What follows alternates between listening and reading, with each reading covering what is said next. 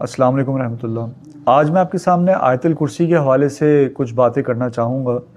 آیت الکرسی قرآن شریف کی وہ آیت ہے جو حضرت جبرائیل علیہ السلام جب لے کے نازل ہوئے تو ان کے ساتھ 70,000 فرشتے تھے، اور آیت الکرسی کے بارے میں احادیث میں یہ بھی آتا ہے کہ جو شخص ہر فرض نماز کے بعد ایک دفعہ آیت الکرسی پڑھے گا تو اس کے اور جنت کے درمیان صرف موت حائل ہے۔ ایک واقعہ ہے جو حدیثوں میں آتا ہے کہ حضرت ابو ہریرہ رضی اللہ تعالیٰ عنہ فرماتے ہیں کہ نبی کریم صلی اللہ علیہ وسلم نے ایک دفعہ ان کو فطرانے کے کچھ مال تھا، اس کے اوپر نگران مقرر کیا، یعنی اس کے اوپر گارڈ مقرر کیا۔ تو آپ فرماتے ہیں کہ رات کو میں پہرا دے رہا تھا تو ایک بوڑھا شخص آیا اور اس نے اس مال میں سے کچھ گندم چرائی اور وہ بھاگنے لگا، اور میں نے اس کو جا کے گرفتار کر لیا۔ تو جب میں نے گرفتار کیا تو وہ کافی اپنا دکھ بیان کرنے لگا کہ میں بھوکا ہوں یا میرے اہل و عیال بھوکے ہیں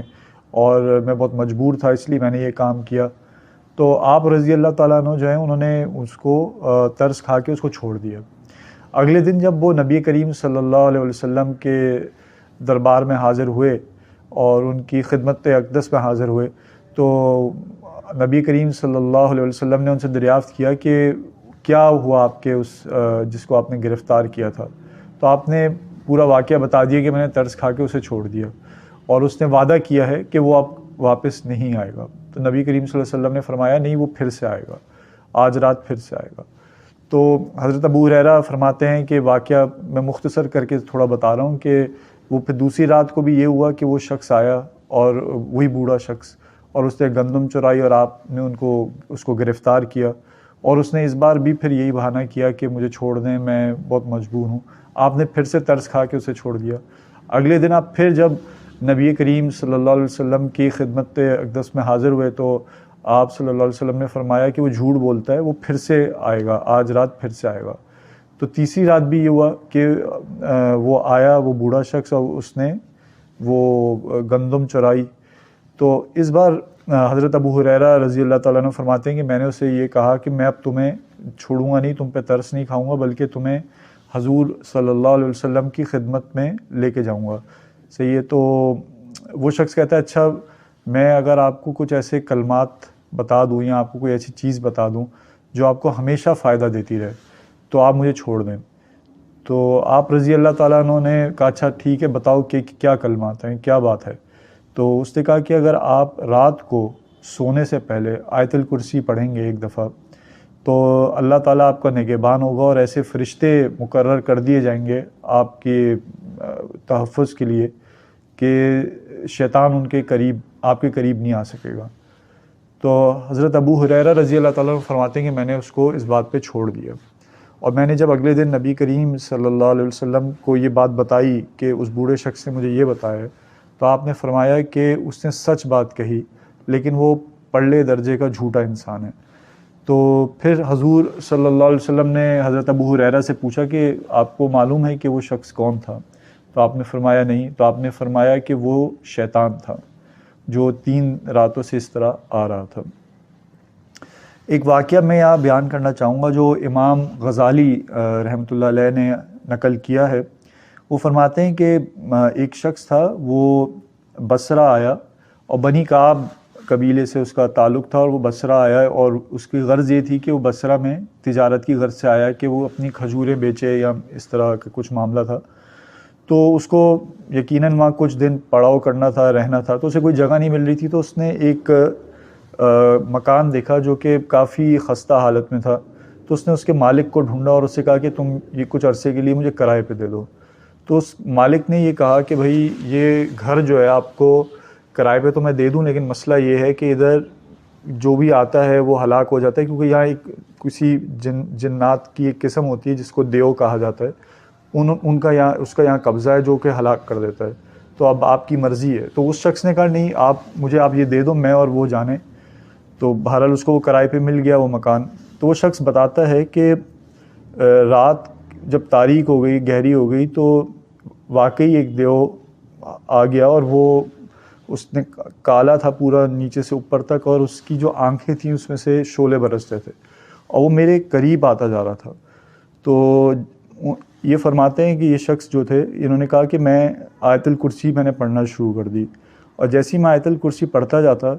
تو وہ جو دیو تھا وہ بھی میرے ساتھ دہراتا رہا، یہاں تک کہ جب میں آخری اس میں پہنچا آیت پہ کہ ولا یعودہ حفظہما وہو العلی العظیم، جب میں اس پہ پہنچا تو ادھر آ کے وہ اٹک گیا، اس سے یہ تکرار نہیں ہوئی، تو میں سمجھ گیا یہ کوئی اس کی کمزوری ہے۔ تو کہتے ہیں کہ میں نے پھر مسلسل یہ ولا یعودہ حفظہما وہو العلی العظیم یہ پڑھتا گیا یہاں تک کہ وہ جو دیو تھا وہ میرے سامنے پگھل گیا۔ پھر وہ کہتے ہیں کہ میں سو گیا، اور جب میں صبح اٹھا، جب روشنی ہوئی تو میں کیا دیکھتا ہوں، وہاں ایک جلی ہوئی کالی لاش پڑی ہوئی ہے، اور مجھے آواز آتی ہے اچانک کہ کل تم نے ایک بہت بڑے دیو کو ہلاک کر دیا۔ تو یہ شخص کہتے ہیں میں نے اسی آواز سے مخاطب ہو کے پوچھا کہ کیسے ہلاک کیا، تو وہ آواز کہتی ہے ولا یعودہ حفظہما وہو العلی العظیم کے ذریعے۔ تو یہ تو ایک واقعہ تھا۔ بہرحال جو لوگ عملیات کے میدان میں ہیں اور جو اس طرح کے آسیب یا جنات ان کا علاج کرتے ہیں، وہ یہ بتاتے ہیں مستند بات کہ اگر دیکھیں دو قسم کے آتا ہے کہ ہوتے ہیں، کسی اوپر جن آ گیا، آسیب آ گیا، وہ یہ اس طریقے سے ہوتا ہے، یہاں تو کوئی شرارتی جن ہوتا ہے جو اپنی مرضی سے کسی شخص کے اندر اس کے اوپر قبضہ کرتا ہے، اسے تنگ کرتا ہے، ایک تو یہ قسم ہے۔ یہ جو ہوتے ہیں جنات، ان سے مذاکرات کر کے ان کو اس جسم سے نکالا جا سکتا ہے یا مارا جا سکتا ہے، لیکن جو زیادہ خطرناک ہوتے ہیں وہ ہوتے ہیں جن کو باقاعدہ مسلط کیا جاتا ہے، اور یہ مسلط جو ہے وہ کوئی جادوگر مسلط کرتا ہے، یا جنات کے اندر بھی عامل ہوتے ہیں وہ مسلط ہوتے ہیں یا کرتے ہیں۔